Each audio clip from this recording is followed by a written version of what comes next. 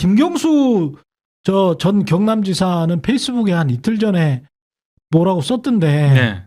관련해 가지고 이제 제가 뭐 커뮤니티에다가도 글을 올리고 그랬었는데 딱 한 말씀만 드리면 시점. 시점. 시점. 음. 시점과 톤.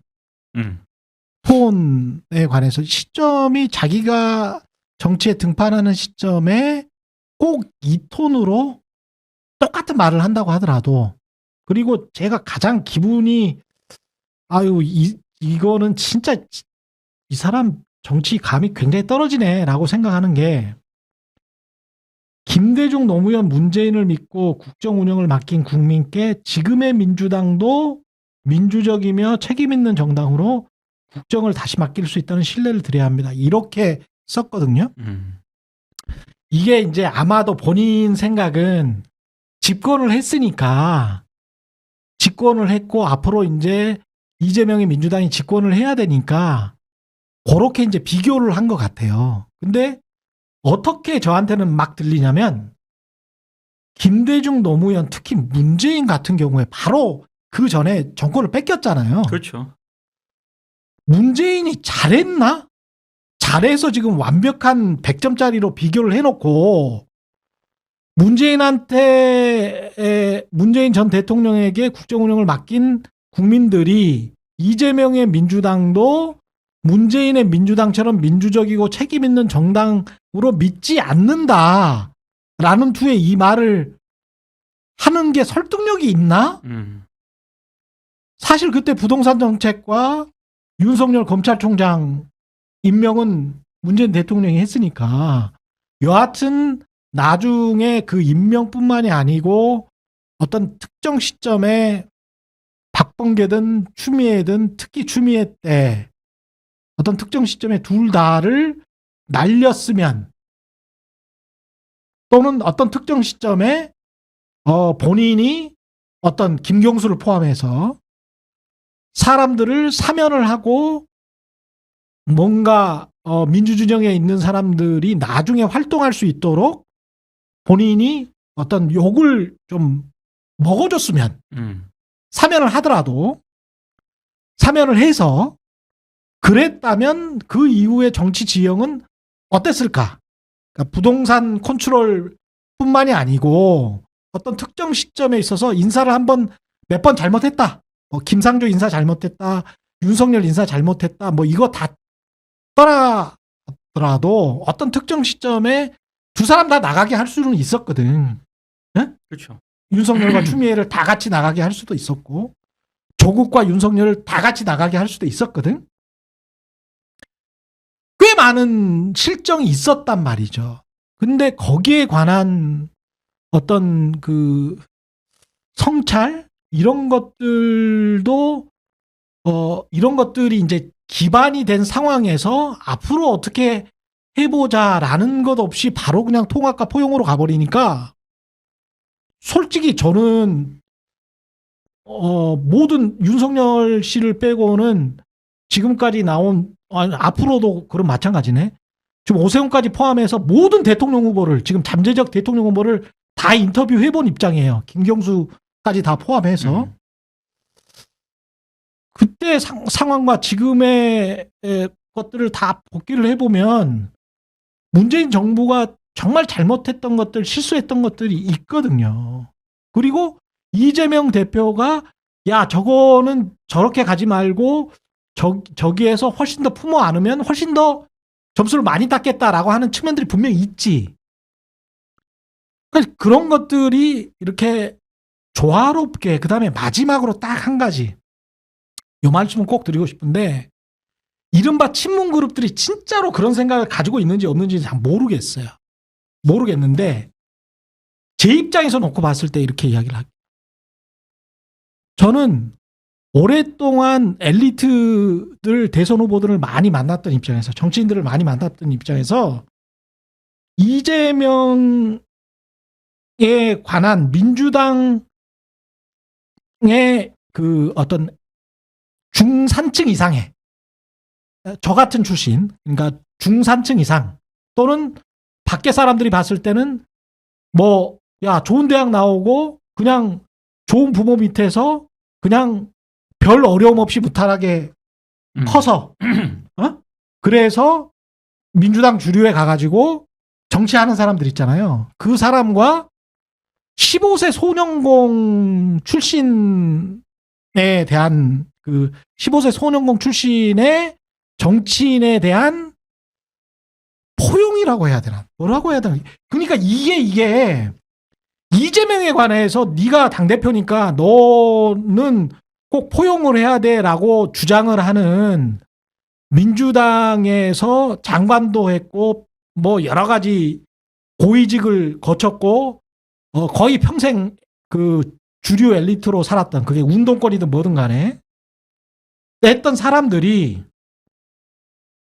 이재명 같은 출신의 15세 소년공 같은 출신에 대한 어떤 포용성을 발휘를 했나?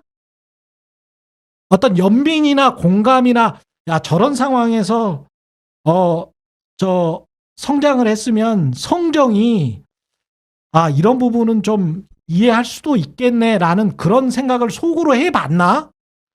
왜 제가 이런 말씀을 드리냐면 저도 그런 환경이 아니었기 때문에 저도 상당히 편하게 살았던 사람이기 때문에 최근에 제가 그런 생각이 들었거든. 15세 소년공 출신에 관한 어떤 성장 배경에 관한 그러면 그 사람이 어떤 식으로 컸을까에 관한 그리고 거기에서 우리가 일반적인 중산층들이 중산층 이상들이 이해하거나 공감하거나 포용해줘야 될 부분은 없을까? 그런 생각이 든다는 거죠. 그러니까 저는 이 김경수 지사가 어떤 의도인지는 알겠습니다만 지금 전략적 인내와 그리고 인간적 포용은 모든 민주당 지지층 그리고 뭐 진보사회, 시민사회의 지지층, 시민들, 정치인들한테 다 필요하지 어떤 특정인한테 너는 무조건 포용해야 돼. 이낙연 포용해야 돼? 나는 그건 반대예요. 야, 이거 말도 안 되죠, 그건. 난 반대한다니까. 이낙연 포용하면 안 돼요. 좀 더 나가볼까요? 구체적으로 홍영표 포용해야 됩니까? 전 반대합니다. 오래 해 드셨고요. 그리고 제가 아까 말씀드렸죠. 잠재적 대선 후보들 다 만나봤다고. 제 나름대로 판단이 있어요. 그리고 왜 안 된다라고 생각하냐? 그리고 해먹을 만큼 해먹었고 그 사람들의 역량보다 더 해먹었다고 생각하냐? 저는 이낙연, 홍영표는 더 해먹었다고 생각합니다. 더 해서는 안 된다라고 생각해요. 그리고 무슨 여기에서 무슨 뭐 어줍잖게 무슨 민주 진보 진영에 관해서 무슨 조언을 하고 그럴 어떤 식견도 없다고 생각합니다. 낮아요, 수준이. 내공 그렇게 높지 않아요. 객관적으로 말씀드리는 거예요.